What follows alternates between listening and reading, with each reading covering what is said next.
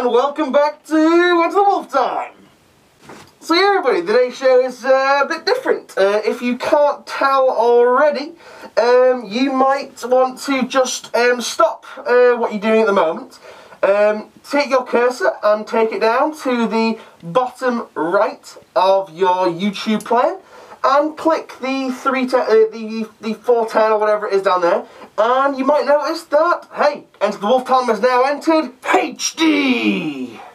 Now, you might notice that, like I said, it's a bit different, it's a bit sharper, it's a bit clearer. Well, the truth is, I had to buy a new camera out of necessity today because something happened with this. Yeah guys, the issue with the flip cam is the fact that I dropped it the other day after filming something from college, and I got a huge massive, well not a huge massive crack, but I actually got a crack. I don't know if you guys can see. Fuck's sake, right, hang on. I need a cloth, just try and use that. There we go. And I've got, you can't even fucking see it. Oh, there we go. I've got a crack across the lens. Well, not actually the lens, that's just the lens, the actual glass casing that covers it. But yeah, I've got a crack and I can't use it anymore because every time I film, I shall show you, if I get, hopefully. If I show, I don't think you can see, really. No, you can't see on the camera, but there is a fucking horrible massive line going right across the screen, and it makes it impossible for me to do my green screen with. So yeah, that's the reason why I have to get a new camera and all this lot. So that is redundant now. That is a waste of £90. I'm annoyed! Now, what I used to do then to the Wolf Time, I used to use two cameras. First thing, I would use the Flipcam HD to record these bits, the me to you bits, and you know, that was HD. However, because it was HD, it was giving Sony Vegas a bit of a hard time, because Sony Vegas is my editing suite, and what it also had to do, it had to mix and match HD files with non-HD files. Now, my Samsung F30, which sadly has been replaced by this wonderful new JVC MV301, that used standard definition stuff. That's why in a lot of my videos, when I go in for the close-ups, when I go in for the macro shots, the quality isn't really that good. Also, it might be why that there was lines. I don't know if you noticed when something fast moved across the screen, it got really liney, like the hertz rate was breaking up on it or something like that. But anyway, yeah, so I will be shooting all my stuff on this brand spanking new JVC camera now. Mainly because it's a lot better and it's full HD, and the fact is that it was under £200, so I got it for a bit of a bargain. So yeah, welcome to Enter the Wolf Time HD. So yeah, what have we got for you today, guys? Well, I have the progress on the commission. In fact, I didn't even tell you guys because I got it last week. Master of the Warp Core asked me to commission him a Castellan Crow for his Grey Knight slash, what do you call him, Thousand Suns pre-heresy army. So that's what I did, and I'm pretty damn impressed with him. In fact, I'm so impressed with him at the moment, I really like him that much that I might not send it to you, Warp Master. I might keep him forever. But in all seriousness, I've done a massive load of progress with that, seeing as I couldn't do an episode last week.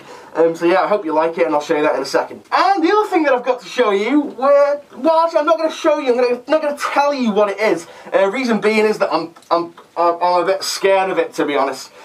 So yeah, you'll find out that when I come to show you. Now, ladies and gents, in regards to my gaming videos, I've got quite a lot of good feedback, so it looks like the videos are here to stay. What I'm going to do, can't remember if I said this before, but I'm going to have Enter the Wolf Time beginning of the week. Then for your entertainment, just before the weekend, I shall throw up a gaming video as well. I'm going to say the gaming videos far easier to film, far easier to edit than the old Enter the Wolf Time is. But that does not mean that I will be stopping Enter the Wolf Time. No, no, no, no, no, no, no, no, no, no, no, no, no, no. So then, without further ado, it's time for the 40k Motivational Poster of the Week. Orcs, when you want something done right, is it really hard? Wah! Okie dokie guys, so in all HD awesomeness, let's take a look at how messy my desk is, because I have been working on it a lot this week. As you can see, mess, and the state underneath the desk is ridiculous. So anyway, what we're going to do, we're going to kick off the show today with, hey, look at that, I've not even had a shower so far today. How messy am I? That's from work yesterday, product codes, yay. Anyway, so what we're going to do, we're going to look at the commission that I'm doing for the Warp Master, aka Paul from the Warp Corps. Now, he asked me to commission him a Cassellan Crow from the Grey Knight Codex, but obviously put my own spin on things. And this is what I've come up with so far. As you can see, went for the... In fact, I was very inspired by the Dark Angel's Chief Librarian Ezekiel on this. Let me just zoom in a little bit so you guys can see. Let me know what you think with the HD quality and stuff like that. Let me know if it makes anything a bit better for you. But as you can see, went for the chunkiness. I was inspired by the Dark Angel's Chief Librarian Ezekiel with the hood and the chunky armour. Essentially, this is just made out of a Grey Knight's Marine from the Grey Knight Standard box set. He has some extra chunky knee pad armour. That's actually made from the Chimera crew members' shoulder pads, but I think it looks really, really nice and just makes the knee pads just look extra chunky and awesome. We've got a fantastic green stuff cape. I was really impressed at how this one turned out. And as usual, we have his warp cores there, which are the Interceptor backpacks with the shitty little candlesticks trimmed off. But yeah, I was really impressed with this cape. Absolutely stunned with it. Because the way I do it, I let Gravity do a lot of the work for my cape, so I leave it overnight, and Gravity did a fucking number on this. It was really, really good. But yeah, as you can see, sculpted a hood as well. First time of sculpting hoods on Marines, this was. And I think I got it alright, actually. Essentially, it's just a strip of green stuff, which is just pushed over his head, and then tucked under. Again, we got lots of purity seals because he's pure. He's a pure Grey Knight Marine. Well, he's not really Grey Knight Marine, is he? He's a pure not Dark Angel. What is it? Fuck. What the hell is the chapter that he's doing? Thousand Suns. He's doing pre-heresy Thousand Suns. So yeah, I thought that was pretty cool. But yeah, lots of purity seals on him. I also managed to give him this little book, so I made a little tiny book out of green stuff as well, and that was the first time making that, so I was pretty chuffed about that. Oh, look at the beautiful macro there. Beautiful macro. I put this great Inquisition symbol on there, but upon doing that I realised, hey, it's the... Excuse me. Excuse me. Oh my god. Sneezing. There's lots of dust. Yeah, he's a pre-heresy Thousand Suns, so the Inquisition might not have been too kind to him, so I'll probably have to take that off and maybe replace it with a skull or something like that. But I just wanted to put something on it just to give it a bit more oomph. Focus! There we go. As you can see, moving down here, his swords. These are actually high elf blades. Now, you're probably wondering, Great Judgment, why have you not used the Grey Knight falchions? Because they look awesome. Well, the thing is, Cassellan Crow has a weapon called the Blade of Artois, the Blade of Awatara, or something like that. And what it is, it's actually a demon blade. Now you might be thinking, why is the Grey Knight wielding a demon blade? I don't know. But anyway, yes, I do know.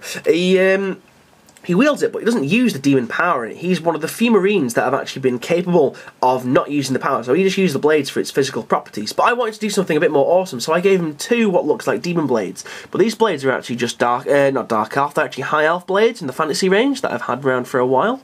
But yeah, I thought they'd look really nice and thought they'd go really well, especially with his stance, the way he's like kind of like bracing. He's like, I will challenge you in the face. I will slash you in the mouth with my pointy swords of demon death. Yeah, so that's pretty much him at this moment in time. I do quite like him, and I really actually want to keep him. Because he's so awesome. But anyway, Paul from the Warp Corps, that's your commission done then. Now, okay, with that out of the way, I don't know if this is going to all fit in shot actually. I wasn't well over the weekend. I had severe case of what the fuck is my chair rolling over? Ah! God damn papers for college. out of my way! I will set you on fire. You sons of bitches. But yeah, sorry about that, guys. So, I wasn't well on the Saturday. I had some kind of flu or something like that, and really I had dog flu again. But yeah, so I wasn't well. So when I started feeling a bit better, I actually decided, hey, I'm going to make a model. Oh, piss. Not the camera then. That's my new camera, shitty biscuits. But yeah, so I decided to make a new model, and my good friend Mr. Pidge, this fellow, yes, that fellow right there, he is actually developing, well, he has developed a fantastic new game. His mind is incredible, guys. Seriously, when he gets his channel back up and running, I'm going to give him another shout out, because the stuff that he comes up with is just incredible. What the... Get off! What he's done, he's actually made a version of Orc Wacky Races. Now, everyone's probably thinking, oh, it's just Gorka Walker, but no, this is his own spin on things. And what I'm going to be doing, I'm going to be doing live coverage of it. But anyway, what he wanted to do, he's got me, himself, just Chris, and our other friend, and there's 4 of us entering into it. Basically, we all had to build an Orc truck if we didn't already have one. And I was like, well, I don't really want to go out and spend any money on account of I have no money. So yeah, I decided, hey, let's have a go at scratch building one. Now, in terms of scratch building vehicles, or scratch building anything, I've never actually done it before, just make it out of random bits and pieces. So be gentle, guys. I made this Orc truck. So yeah, without further ado, I would... it's only half done, by the way, guys. I would like to introduce a pile of shit on wheels. I've got loads of these stored up in my head. I've got loads of them. Without further ado, it's an explosion of my bits box. Without further ado, it's a big pile of fuck. Oh, without further ado, ladies and gentlemen, it is your first car. No, it's not really, it's an Orc truck. Without further ado, ladies and gentlemen, it's an abomination. All jokes aside now, seriously, this might not look much, but this is also one of the reasons why I wanted to get a HD camera, because my other camera wouldn't have shown up what I've used on it. Fuck, I actually don't know where to start with this model, because it is just pieced together through all sorts. There's everything in here. There's fucking random tank panels, it's made up a lot of bits of sprues, fucking green stuff, elastic bands, bits of computer casing, bits of random plastic rod, bits of biros, bits of till roll ends, bits of rubber bands, fucking blood, sweat, toenails, tears, my soul, fucking orc boy legs, bits of cardboard, bits of white plastic card and stuff like that. It's just made up of everything. There's even a fucking bike there that I stuck in just because I could. But yeah, I'm gonna have to bring the camera a fair bit out for this, because it's so damn big. Yeah, this is the start of it. This is Big Mek Bob's big rig truck, and yeah, this is the start of my Orc truck. And I've never built an Orc vehicle before from scratch, and it is awesome. I'm really liking it. I hope you guys like it as well. I hope you guys appreciate all the fucking bits that went into this. It just looks like a pile of shit at the moment, but trust me, when it's painted, it will look awesome. But yeah, we'll start at the front here. Now, it's primarily held together with super glue and a little bit of poly cement because I ran out, so it's extremely brittle. But as we can see, starting from the front, we've got the old, I'm going to zoom in a little bit right here because I can, and I've got HD. We've got the old dozer blade from the old Imperial Guard tanks, which look fucking awesome. They look vicious as hell. So we've got them at the front there like a big gnashy mouth, like a gnashy mouth. We've also got the engine. Now I was really proud of the engine, but the fact that I've got the fucking air intakes on it and everything. Also, it actually looks, it's got some worky bits on it as well. There's a little grot there that lives in the engine that fixes things. Let's turn it around. We've got this this worky bit here, this little fan belt going on. I was really impressed with this because it actually looks like it could work. The mud guards here are just made for, oh yeah, bits of paint pot lids as well. Come to them in a second. The mud guard here, this is made from random bits of a computer case, and if you don't believe me, here is my hacked up front of my computer case. Yes, indeed, I just knocked my Big Mek, which I will show in a second. But yeah, so yeah, the wheels are just made up of paint pot lids, the old school paint pot lids just stuck together, and then with the bits of computer casing cut up on it. Oh, bits of base as well, bits of square base, finally found a use for them, and rivets. And I gotta say, guys, I fucking hate making rivets. It is the most boring, most painstaking, most frustrating process ever, because you're chopping the spear up, or you're chopping the ground, and it's going everywhere, and you're losing them, and then you've got to stick them down, and it's just a pain in the arse to do, and I don't like it. But yeah, as you can see, it's got a lot of just random shit all stuck together. The underneath of it, I'll show you how I actually started it if it's not going to fall apart on me. It started off with this blue here. Now this is the old Orca truck that I had randomly in my bits box. It started off as that, and it was only originally intended to be about this big. Where the engine is here, this is where the drive was going to go, and the engine was just going to be like hidden underneath, just pretending to be there. And then I was like, well, nah, I need a better thing. I need a better engine. I need to make this thing look vicious. I need to make it look like it's got some power behind it. Yeah, so I decided to put the driver up there. Zoom in a bit more to him. There we go. As you can see, he's having a jolly good time in there. He's like, I'm gonna beat you, with his fist raised in the air. He's got a little steering wheel there, and he's got a control panel with a big red button on it. Well, it's not red at the moment, but it will be. As you can see, the actual engine assembly just made up of random shit. In truth, I was on a roll with this. I was on an absolute roll. The chimney, I was gonna give it some massive exhaust, but I thought, nah, it'd be really funny if like it had an old smokestack. And the smokestack is actually really easy to make. All it was a biro. It was a ballpoint pen casing like this, and it was then introduced to a lighter. And in terms of if there's any AUX converters out, you probably already know this, but I've got something stuck to my foot. Get off. But yeah, very, very good for AUX conversions. Essentially, what you want to do, you want to light your lighter, and you just want to just toast it in the top of it here, in the hottest part, until it starts to go a bit black. Don't worry about the blackness, because what will happen, it'll paint over that and it'll be fine. But you want to heat it up a little bit, and then you find that you can just bend it like that. I have the world's strongest fingers, I'm bending a pen. But yeah, I mean, you can do all kinds of stuff if you start bending things. I mean, these are perfect for exhausts and stuff like that. In fact, I'm not gonna bend it anymore, because I might want to use that. Fuck, what am I doing? But yeah, let's move that out of the way. Oh, as well, guys, I've also given up smoking as well. Way, not a cigarette for 3 weeks. Yay! Well, I had a little drag a couple of days ago, but that doesn't count. But yeah, so I've given up smoking, which is good, and I feel a hell of a lot better for it. Yeah, the wheels, we got some AUX glyphs. I didn't want to give it too many glyphs, because I want some space to write stuff like for rent. It's also going to be it's going to have Big Mek Bob written probably here, like it's been graffitied on, and then on this side it's going to have Team Jojo Man or something like that on the side of it as well. But yeah, we've got a compartment in the top here that will stand approximately 8 AUX. Now you might be wondering, hey, you might be thinking, oh shit, what is that? Is that a magnet? Well, yes it is, because it's going to have interchangeable weapons. Now, first weapon I decided to make for this is the first and only weapon I've got so far, is this big rocket pod missile launcher with handlebars. And again, we've got a magnet underneath, and that sits pretty up there. And yeah, the AUX can just wheel it round and fire it off, and it looks fucking obscene and beastie, as all AUX stuff should. But now I'm going to introduce you to Big Mek Bob. Well, you seeing this big rig truck? Woo, NASCAR. But yeah, this is Big Mek Bob, and in truth, I've actually had this guy lying around in my bits box for a long time.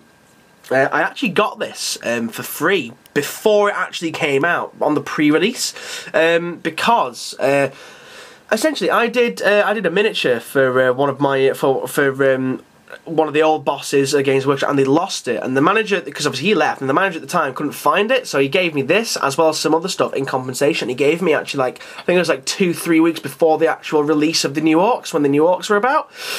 Yeah, this is Big Mek Bob, and it's been a while since I've painted AUX stuff, so he should be interesting indeed to paint. But one thing I do love about this guy, I love the fact that his fucking chopper is a massive wrench, a massive fucking G-clamp wrench thing, which is really cool. And I just like him. He was supposed to go on the bigger base, but I put him on the smaller base just for the purposes of this game, because he fits on there quite nicely. But so yeah, ladies and gents, that's all I've really got to show you this week.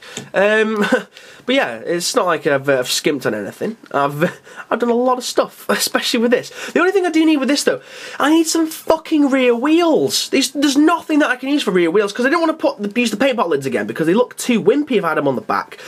So I'm gonna have to go into town after I've filmed this, after I've rendered this, after I've tidied my room up, and I'm gonna have to go and buy some shitty little child's toys from the pound shop and use it. But I want like big fuck off massive back wheels to it, and because it would just look awesome. But yeah, so let me know what you think of this big beastie abomination of beastiness. And oh no! Oh shit, I thought I broke it then.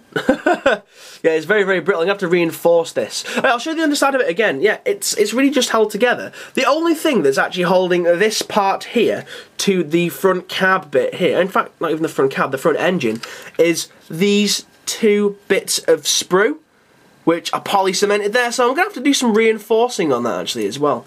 But yeah, overall construction, really higgledy-piggledy. If I actually put it straight onto the camera, you can see that it's proper ramshackle. Now, for all you Orc players out there that make their own vehicles and stuff, please let me know, how orky is this? How ramshackle is this? What do you think? It's my first attempt at a scratch build, and I would really like to get you guys' feedback off it.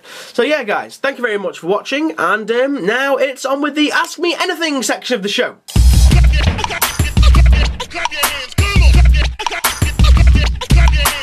Okay guys, now it's time for the Ask Me Anything section of the show. And today's 4 questions we have, let me sort my eye out, there we go. Today's first question comes from Tom Wilson 88, and he said, what are your 3 favourite Space Wolf characters and why? Well, in truth, I can't really give you the 3 because I only really have 1 Space Wolf special character that I really, really like. And I can't give you the answer for 3 because of that, and also the fact that I'll be here forever and a day talking about it. My favourite Space Wolves character has got to be Ragnar Blackmane, just for the fact that I've read both Space Wolf omnibuses, both omnibus of the... Do you know what? I've just read all the Space Wolf books, alright, okay? And Ragnar is just a beast. He's a badass. He stabbed Magnus the fucking Red in the fucking eye with a stick. That's how badass he is. If you haven't read any of the Space Wolf novels, I recommend that you guys go and do so, because it's awesome! Okay, moving on. Next question comes from less than 555. So that would be 554, I suppose. And he asks, which ratio of blue to yellow do you use when mixing green stuff? Now, I use probably 3 mixes. If I don't plan on working on it, you know, an awful long time, I'll use a 50-50 mix, blue to yellow. If I want it to stay stickier for a long time, stay really malleable, I will add a bit more yellow to the mix, because the yellow is that makes it sticky. If I want it to cure faster, I will normally add a bit more blue, and depending on the situation, I'll add and deduct whatever. I have also experimented in mixing green stuff with other epoxies, such as milliput. So tune in a later episode, guys, to see how those experiments pan out. Okay, now I have a question from Inspired Prophet. Hey, we all love Inspired Prophet. He said, what is the stupidest thing you've ever done under the influence of alcohol? Well, in all honesty, you know what, right? I can't actually give you a definitive answer for this one because I've done so much stupid shit whilst being under the influence of alcohol. I've lost count of all the stupid things. My most recent one, my most recent stupid thing was probably last Christmas we had when it was stupidly cold and it was like -30. I was out with the other half, out with the girlfriend, out with a few of my mates. And yeah, we decided, hey, let's see if we can stick our tongues to this lamppost. Everyone's seen Dumber and Dumber. If you haven't, if you're too young for that film, well, go and see it. You need to see it. It's an amazing film. Kick his ass, sea bears. But yeah, so we saw this frozen pole, and I was like, right, okay, well, if you have a really wet tongue, it really doesn't work. So I kind of just dried my tongue off on my hand a little bit and put my tongue on it, but I didn't just put the tip, I put the full fucking thing on this lamppost, and I was like, this never works, this isn't going to happen. And then, so I'm there, so there's my lamppost, I'm like that, oh shit, and my whole fucking tongue was stuck to this lamppost, and I couldn't get the fucker off. I was like, oh my god, what am I going to do? All my friends are laughing at me, my girlfriend's on the floor laughing at me, because it's so stupidly funny, and they're like, My friends nearly had to go back round the corner to the pub that we were just in, buy a drink, and come and try and pour it down a lamppost onto my tongue. But that didn't happen, because I ended up having to just salivate all over my tongue, just in order to get some lubrication on there so it would come off. So yeah, frozen tongue stuck to a pole. That's the stupidest thing I've done in recent years. However, I probably have done a hell of a lot more stupid stuff, and I just can't remember it. There's videos of me. There used to be videos of me pretty drunk on my other channel, but I had to take it down for reasons that you guys know. Okay, and the last question comes from Tarragonabble, and he said, would you ever consider moving outside of converting Games Workshop models to say something like Privateer Press? And in truth, I wouldn't know. I wouldn't move outside of GW, not at this moment in time anyway, because I think the Games Workshop really have it down with the lore, and they have it really down with the storyline and the whole background of things. That's what captivates me about Games Workshop models. I just really, really like it, and that imagination, that inspiration carries on through to my converting skills. If I was to move to someone onto Privateer Press, I wouldn't know any of the lore, so I wouldn't know what to do, and therefore my conversions would be, let's just say, half-assed. Well, that's about all we got time for this week, ladies and gents. Thank you for watching. As always, don't forget to... God damn, this mask is poking me in the eyes today. Yeah, thank you all for watching. Don't forget to leave your Ask Me Anything question in the doobly-doo down below. So yeah, I will see you all again later on in the week with a gaming video. Thank you all for watching, ladies and gentlemen, and goodbye.